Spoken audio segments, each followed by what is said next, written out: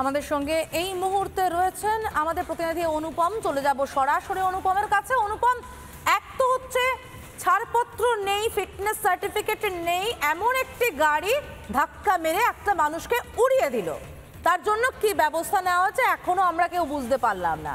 তারপরও যার পাইলট কার ধাক্কা মারলো তার দেখা নেই কেন, কি বলা হচ্ছে শওকত মোল্লার পক্ষ থেকে?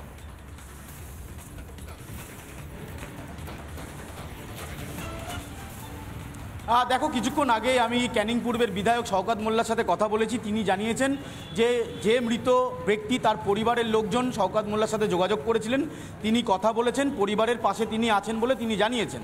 কিন্তু তিনি পরিবারের কাছে কেন গেলেন না, এটা পরিবার প্রশ্ন তুলছে।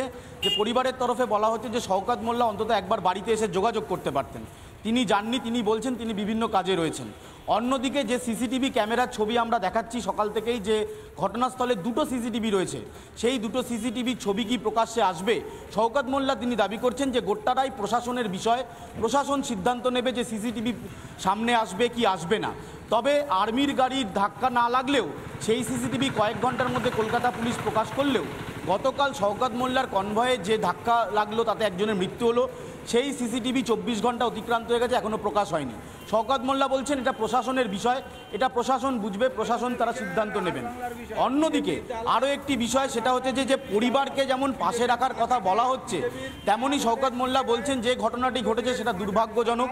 সেই ঘটনা ঘটে গিয়েছে, যেভাবে অ্যাক্সিডেন্ট হয়েছে তিনি দাবি করছেন যে অ্যাক্সিডেন্টের পরই তিনি সঙ্গে সঙ্গে ওই ব্যক্তিকে তার গাড়ি করে নিয়ে গিয়েছেন। তবে পরিবারের সাথে তোমার কাছে কি দাবি করেছেন সেটাই দর্শকদেরকে আগে শোনাই, সঙ্গে থাকো অনুপম। তার কনভয়েতে দুর্ঘটনা ঘটে এবং একজন শহরবাসীর মৃত্যু হয়। শওকতদা, প্রথমে যে প্রশ্নটা জানতে চাইব, যে আর্মির গাড়ি সামান্য রাইট টার্ন নিয়েছে বলে কলকাতা পুলিশ কয়েক ঘন্টার মধ্যে সিসিটিভি দিয়ে দিল, আপনার কনভয় যেখানে দুর্ঘটনা হলো সেখানে দুটো সিসিটিভি, সেটা এখনো প্রকাশই পাচ্ছে না। সেটা পুলিশকে আমাকে না জিজ্ঞাসা করে মনে হয় পুলিশকে জিজ্ঞাসা করলে ভালো হবে। এটা কেন বলছেন? এটা তো প্রশাসনের কাজ, এটা তো আমার কাজ নয়। আর এই বিষয়ে আমিও কিছু বলতে পারবো না, আমি তো পুলিশ মন্ত্রী নই। আপনি চাইছেন সিসিটিভি প্রকাশ হোক? দেখুন, সেটা তো আপনারা ওদের সঙ্গে কথা বলুন, পুলিশকে সঙ্গে কথা বলুন। কিন্তু মনে হয় না যে সিসিটিভি প্রকাশ হলে একেবারে পরিষ্কার হয়ে যাবে যে দুর্ঘটনার ঠিক কী কারণ? এটা আপনি ওই লেদার কমপ্লেক্স থানায় কথা বলুন না, নিশ্চিতভাবে তারা বা ট্রাফিক যারা আছে তাদের সঙ্গে কথা বললে বিষয়টা ক্লিয়ার হয়ে যাবে। বিধায়ক চাইছেন যে তদন্ত ঠিক করে হোক?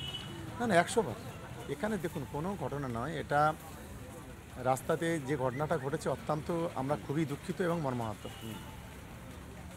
কিন্তু গাড়িটা যেভাবে যাচ্ছিল, গাড়ি একদম স্লো ছিল, 40-এর মধ্যে গাড়ি ছিল, গাড়ি অ্যাক্সিলেটার ভেঙে গিয়ে রাইট টার্ন নিয়ে নেয়, তখন ড্রাইভারের আর কিছু করার ছিল না।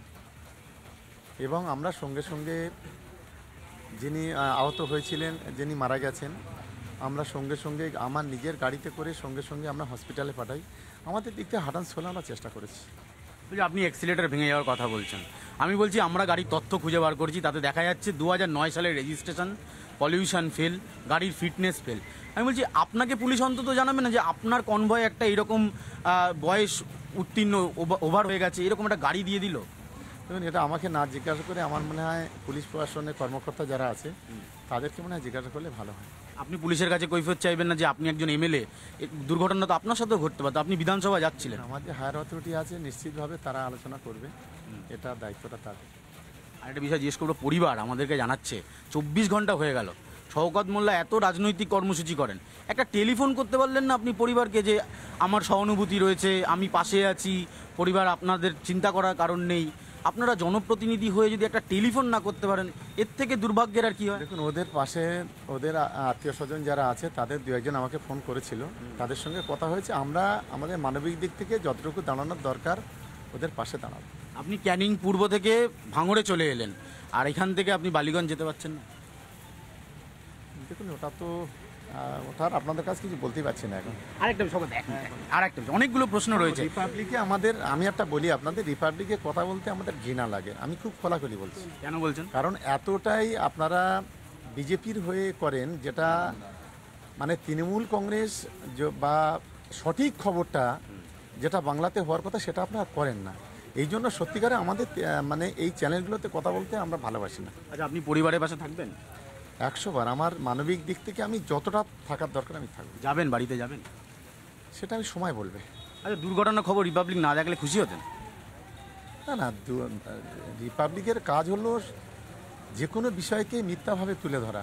সত্য ঘটনা রিপাবলিক কোনোদিন তুলে ধরে না, এটা আমি আজকে অন ক্যামেরা বলছি। দুর্ঘটনা মিথ্যে না, দুর্ঘটনা সত্যি, কিন্তু সেটাকে যেভাবে রং দেওয়া হয় এটা খুব বাজে। আর বিশেষ করে বাংলায় যেভাবে খবর পরিবেশন আপনারা করেন, আপনার চ্যানেল, আপনার ওই যে একজন আপনার এডিটর কারা আছে যারা, তারা যেভাবে সংবিধানকে পর্যন্ত তোয়াক্কা করে না, যে ধরনের কথা আপনারা বলেন, ধর্মীয় উস্কানি দেন, এটা খুবই লজ্জার আমাদের কাছে। আপনার পাইলট শওকত মোল্লার ফিটনেস ছাড়া গাড়ি নিয়ে রাস্তায় বেরোতে লজ্জা করে না? শওকত মোল্লার পাইলট কারের ধাক্কা একজনের প্রাণ চলে যায়, লজ্জা করে না? শওকত মোল্লার বিরুদ্ধে খবর করলে তখন তার রিপাবলিককে নিয়ে লজ্জা করে? অনুপম রয়েছে আমাদের সঙ্গে। অনুপম, শওকত মোল্লা একবারও তোমার সামনে দুঃখ প্রকাশ করলেন না যে তার পাইলট গাড়ির ধাক্কায় একটা লোক উড়ে গেছে? একবার লজ্জিত হলেন না যে তার গাড়ি পাইলট কার যাচ্ছিল, তার কোনো ফিটনেস ছিল না, 1 বছর আগে ফিটনেস তার শেষ হয়ে গেছিল সার্টিফিকেট? কি করে শওকত মোল্লা আমাদের খবরে লজ্জা পান? সত্যিটা বলা হয় বলে?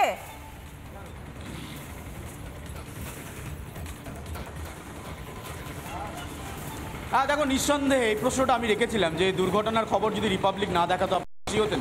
তিনি আরও চটে যান আমাদের ওপর।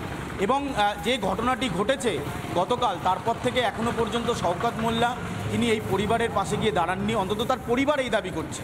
দেখো, যা ঘটেছে রিপাবলিক বাংলার তরফে স্পষ্ট সেটা দেখানো হয়েছে। দুর্ঘটনা ঘটেছে, দুর্ঘটনায় একজন ব্যক্তির মৃত্যু হয়েছে, তারপর সেই দুর্ঘটনাস্থল থেকে ওই ব্যক্তিকে নিয়ে যাওয়া হয়। দুর্ঘটনা ঘটেছে ক্যানিং পূর্বের বিধায়ক শওকত মোল্লার কনভয়।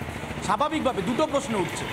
এক, এই মেয়াদ উত্তীর্ণ গাড়ি দেওয়াতে আরও বড় কিছু হতে পারত, যেহেতু বিধায়ক, সে কারণে এই গাড়ি দেওয়ার আগে পুলিশকে আরও সতর্ক করা উচিত। আমি প্রশ্ন করেছিলাম যে পুলিশ কি আপনাকে জানিয়েছিল যে মেয়াদ উত্তীর্ণ গাড়ি? কারণ যে ঘটনাটি ঘটেছে সেটা আরও বড় আকারে হতে পারত। একজন বিধায়ককে অন্ধকারে রেখে এই ধরনের গাড়ি কি গাড়ি দেওয়াটা কেন? এ প্রশ্নটার উত্তর তিনি দেননি, এবং তিনি পরিবারের কাছে আদৌ যাবেন কিনা সেটাও তিনি স্পষ্ট করে জানাননি। তবে তিনি বলেছেন যে পরিবারের সদস্যদের সাথে তার টেলিফোনে কথা হয়েছে। শওকত মোল্লা স্বাভাবিকভাবে এই ঘটনার পর একটা প্রশ্ন উঠছে, যেখানে ঘটনাটি ঘটেছে সেখানে দুটি সিসিটিভি ক্যামেরা রয়েছে। একটি রয়েছে বাসন্তী হাইওয়ে, যেটা একেবারে শওকত মোল্লার নিজের কনস্টিটিউয়েন্সি থেকে সোজা বিধানসভার দিকে যাওয়ার। অন্য একটি রয়েছে যেটা কলকাতা থেকে তার কনস্টিটিউয়েন্সির দিকে যাচ্ছে। এই দুটো সিসিটিভি ফুটেজ যদি স্পষ্টভাবে পরিষ্কার করে কলকাতা পুলিশ, তাহলে যেটা হবে, দুর্ঘটনার কারণ প্রথম জানা যাবে, গাড়ির গতি কত ছিল সেটা জানা যাবে। এই সবটা পরিষ্কার হবে। অনুপম, সেই সত্যি সত্যি সিসিটিভি ফুটেজগুলো সামনে আসবে কিনা? কারণ শওকতরা ব্যস্ত হয়ে পড়েন খবর যে করছে তার মুখ বন্ধ করতে পাল্টা আক্রমণে। শওকত, নানা ধরনের কন্টেন্ট দেখার জন্য লাইক করুন, শেয়ার করুন আমাদের ফেসবুক পেজ, সাবস্ক্রাইব করুন আমাদের ইউটিউব চ্যানেল। পাশাপাশি অন্যান্য ব্রেকিং নিউজের জন্য অবশ্যই চোখ রাখুন রিপাবলিক বাংলায়।